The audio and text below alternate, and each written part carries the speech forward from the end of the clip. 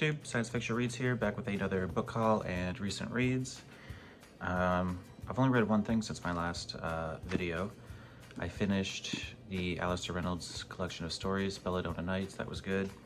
And I just recently finished The Color of Distance by Amy Thompson, which was a suggestion by Seth, a YouTube commenter on some of my videos. He recommended this, and it was excellent. It's first contact survival story. They've got these humans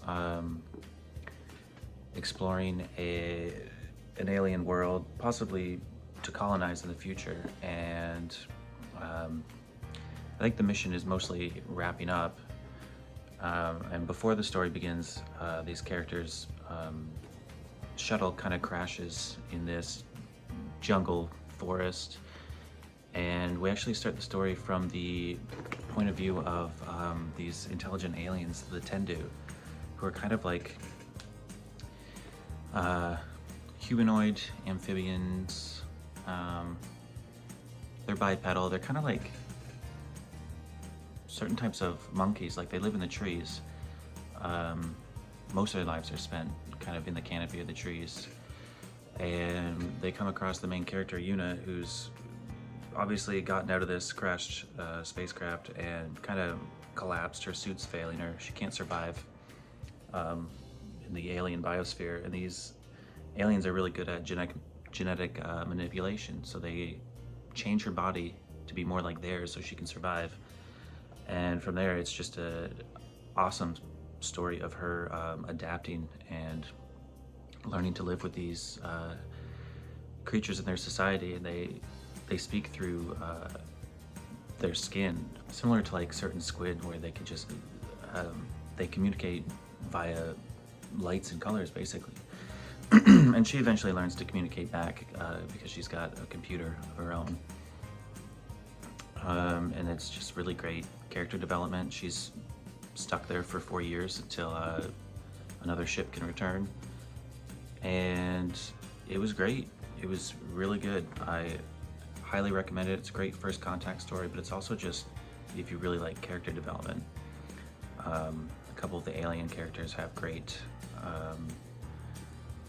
character arcs. The main character, obviously hers is pretty detailed, really good. And after I finished it, I looked up Amy Thompson, her other works. There's not a lot, just 4 or 5. They all sound intriguing, but there's actually a sequel to this, which I've already bought online. It was easier to find than this. This is not so easy to find. So you can tell from the Goodreads reviews, it's not as well received as this, but then again, sequels never are. So I'm still excited to read that. I really became attached to the characters, especially a couple of the alien characters who, from the sounds of it, are pretty much the main characters in the second book. So I do look forward to that. And I thank you, Seth, for the recommendation. I really hope you enjoy Quietus by Tristan Palmgren, which is the book I recommended to him. So, as always, I have a large, decent-sized book haul here, so let's just jump right in. Michael Moorcock, The Dancers at the End of Time. I already have a nice hardcover of this, but I don't have space. So when I saw this and it was like $2, I figured I'll just replace my hardcover, because I've got a bunch of Moorcocks now and they're all about this size paperback, so get rid of that hardcover and make up some space. An old classic fantasy, The Worm Ouroboros by E.R. Edison, compared to Lord of the Rings, but written before Lord of the Rings. I don't know much about it. I think this copy is from the 70s, and it's got a nice uncracked spine, some great cover art. I believe it's the first in a trilogy, but I think they're all kind of standalones, so they can be read on their own. Thomas M. Dish, The Genocides. This kind of sounds like a John Wyndham-ish, where you've got this farming family kind of during this, what would you call it, like a low-level apocalypse? It's like I think alien plants are growing on Earth and kind of destroying everything, and they're trying to survive and keep the farm running, something like that. I've never read any Dish. I don't think I own anything by him. The cover art is really good. Got these, looks like humans hiding in these trees or plant stalks or something, and it's just repeated on the back. Again, this is probably from the 70s or 80s, and it's in like great condition and pretty short. I meant to look up who recommended this to me recently. I think it was only my last video, so I do apologize. But I found a copy of The Journeyer by Gary Jennings, which is kind of about Marco Polo and some of his life. And I got this because, well, it was recommended to me, but based off the fact that I really enjoyed his Aztec novel, which was, I think that was the first historical fiction I read and blew me away. So I thank whoever that was for this recommendation. I'll get to this sometime. It's massive, but I'm very interested in Gary Jennings' other historical fiction. Crashlander by Larry Niven. I mentioned in my last video this was in the mail. This is a collection of the Beowulf Schaefer stories, which I think are mostly from the 60s and 70s. Just 4 or 5 of his adventures with a frame story to kind of put them all together. I started reading this yesterday. I don't know if I'm going to read this next or not, but it's short, and I feel like it's a good introduction to the No in Space universe of Larry Niven. I have read The Protector and Ringworld, something else too, I think, but it was a long time ago. So I don't have much experience with the No in Space universe. John Boyd, The Pollinators of Eden. This was fairly cheap and in good shape. It sounded good, but when I got home and looked it up, actually the reviews are terrible. And now that I have read them, I'm not so hyped on this. But I've read nothing by John Boyd, so I should give him a chance. Here's some stuff from an author I've never heard of. I don't know how many of these there are. It's the Professor Jameson Space Adventures by Neil R. Jones. This is the first one, The Planet of the Double Sun.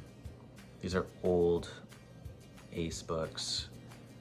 I think they're about like a scientist who put himself in orbit, maybe after the world was ending, and then these robots from an alien civilization find him and revive him, and he goes on adventures with them. I have another one here, The Sunless World. I haven't heard of this author. I think these were quite old. When were these originally published? It just says copyright 67. I was kind of under the impression they're older than that. I'm not entirely sure. I'll have to double check that. But I mean, look at the cover art here. It's got some funky robots crossing this chasm. I think they're just gonna be fun, pulpy adventures. Here's a cool find. Again, Dangerous Visions 2 by Harlan Ellison. Quite a popular book back in the day. I don't have a copy of the first Dangerous Visions, and nobody has a copy of the third, but I think that might be coming out, actually. I think I read something about that on a Facebook group. But again, I got really lucky. I found a lot of old science fiction with uncracked spines. To my great shame, I've only read one Harlan Ellison story in it. That was a short story, so I need to read more by him. Of course, this is a collection of stories by a lot of different authors.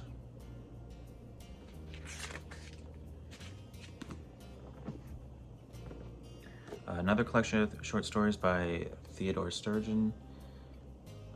Love the cover art, although it looks and feels like this has been like sandblasted or something. Again, uncracked spine, but the exterior is not in great shape.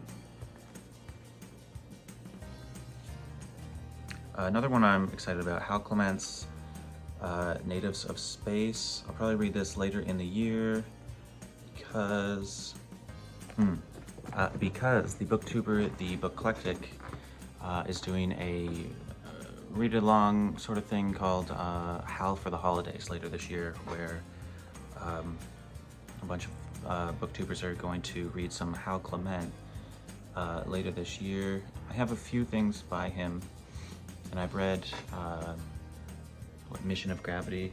Yeah, Mission of Gravity, and I started Starlight, but for some reason I couldn't get into it.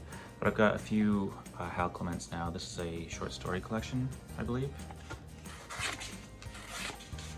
Yeah, I think it's 3 different stories about alien first contact, and I think Hal Clement is known for his alien species, so looking forward to that. I probably will read this later in the year.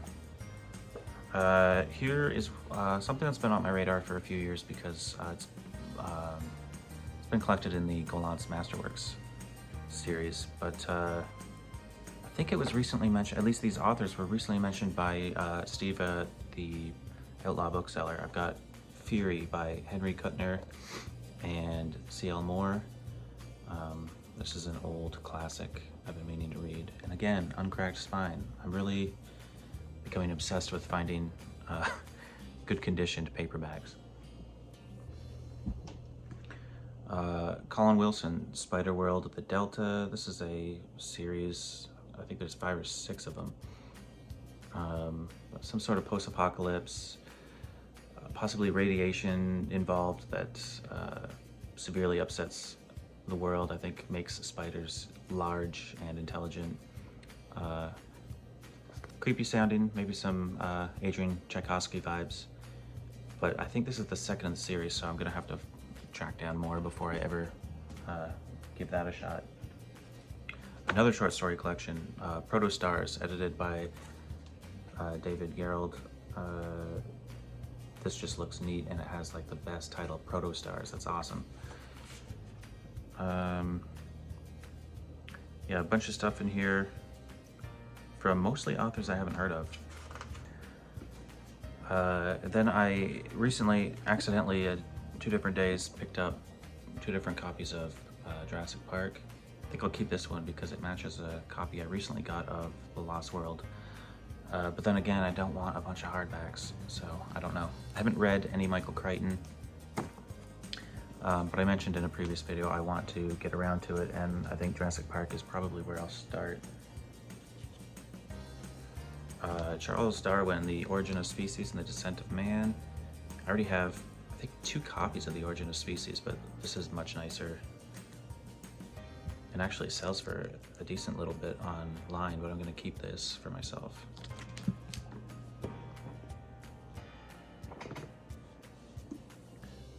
Here's a curious one. I've never heard of this. The Lord of the Sea by M.P. Shiel. I just got this yesterday at a bookstore about 30 minutes from me that I'd never heard of before, that a coworker recommended. Reading the blurb, it sounded good. It's about a guy who takes advantage of the resources of a recently crashed meteor and uses it to build an empire on the sea, a bunch of his own islands and a kingdom. But then I got home and looked it up, and it's, I guess, very politically ranty and not so kind toward Jews. So this might not be so good. This was written in 1901, but the cover art, I mean, it was a cover art by, I paid $10 for this, I couldn't resist. This edition's from 1981 by Souvenir Press, and it's just amazing. It sounds like I will not like it. The reviews are not great, but it's a beautiful looking book. A random graphic novel called Clan Apis by Jay Holster, which I think is just Hostler. I think this is just a coming of age story of like a hornet, kind of like navigating his way through this insect society. It's well regarded, actually. I've never heard of it, but I looked it up and it sounds quite interesting. Now, something I've been after for a while, the 84 annual World's Best SF, edited by Donald Wollheim. I got this specifically for the Robert Silverberg story, Home Faring. a lot of people know about this story. It's about a guy who travels in time and finds himself inside the consciousness of a sentient lobster-like creature in an ocean. Could be Earth, could be some other planet. I don't think it's ever explained. And these lobsters are on some sort of journey, and he goes along for the ride in the consciousness of one of these lobsters. Sounds nuts. Can't wait to read that. I think I got 2 others of these now, so when I find them for cheap, I pick them up. This was not so cheap, but I wanted this story. Down Below Station by C.J. Cherryh. This is the book club edition. I already have a Dahlia Yellow Spine edition of this, so I do not need this hardcover. I do not need it at all, but it was $2, and how do you pass up this awesome cover art? I should read it soon, and then I can decide if I'm gonna keep it or not. But lately, I'm a sucker for C.J. Cherryh hardcovers, unfortunately. Cordwainer Smith, Australia, finally arrived. I was sure this was lost in the mail. Obviously, I'll be reading this somewhat soon because I really enjoyed all of the Instrumentality of Mankind stories. I do notice, though, the Outlaw Bookseller recently got a copy, and his spine is different, has the artwork on it. Can't decide if I like his better or not. My spine at least matches my copy of the Instrumentality stories, so they'll at least look nice on the shelf, but I kind of want his edition. Still, this is a beautiful book, and I can't wait to read this. This is a really cool find. I've already read these. The Chronicles of Amber, Volume 1 and 2. Kind of strange that they used the same cover art. Obviously, the Amber stories are well known. I loved them. I only read the first 5. I have a huge omnibus of all 10. But the sad thing about these is if you look at Volume 2, you go over to the spine, it changes from green to blue. It's actually supposed to be green, and it's just really badly sun faded. But if you look at the yellow one here, it's so sun faded it turned white, and the text, which I think was probably red because I think red and yellow fades worst, it's completely gone. You've just got Zelazny's name there. So that's irritating, but otherwise these books are in great shape, and I couldn't pass them up. They were actually basically free at a library sale. I went back to a library sale I've already been to recently, and just filled a bag for $5. And these, I don't think these were there before, or I find it hard to believe I passed over them. It just sucks that it's so faded, but beautiful books, and I loved these. These are really good. So I'll be keeping those. Really quick, I'll just show off. I found even more Folio Society books about ancient cultures. I've gone over these before. I'm not going to pull them out. They're just beautiful books, and if I can find them for somewhat cheap, I pick them up. They look awesome on my fireplace mantle too.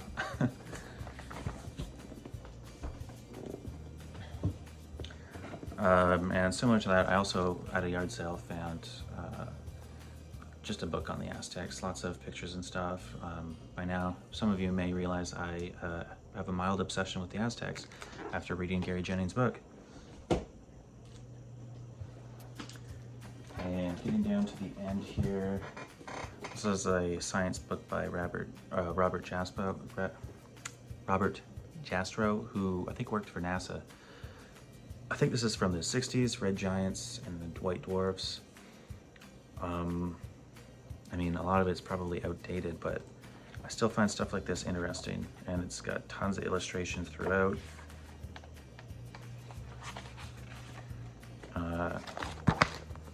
Occasionally, I'll read stuff like this, and it either puts me to sleep or fascinates me. Getting down to the end here, I got the first 2 books in Dave Farland's Rune Lord series, an author who recently sadly passed away.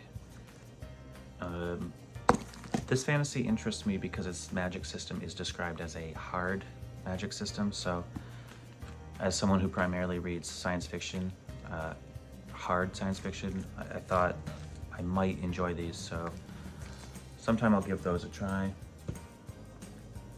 And last but certainly not least, I picked up 2 short story collections of, well, actually this is not a short story collection, it's a novel, or a novella by Neil Asher. I have one more short story collection by him. These are just self-published. They get printed off of Amazon, so they have the generic cover. And I kind of forgot I didn't have these, so I just ordered them, I think 2 weeks ago. And then Asher announced on his Facebook page that he's actually got somebody who's going to do cover art for these. So pretty soon they'll be, you can purchase them with cover art, which is kind of irritating, but I'm not going to replace these. These are good enough. I'm still working toward having 100% of everything Asher has published, and I'm quite close.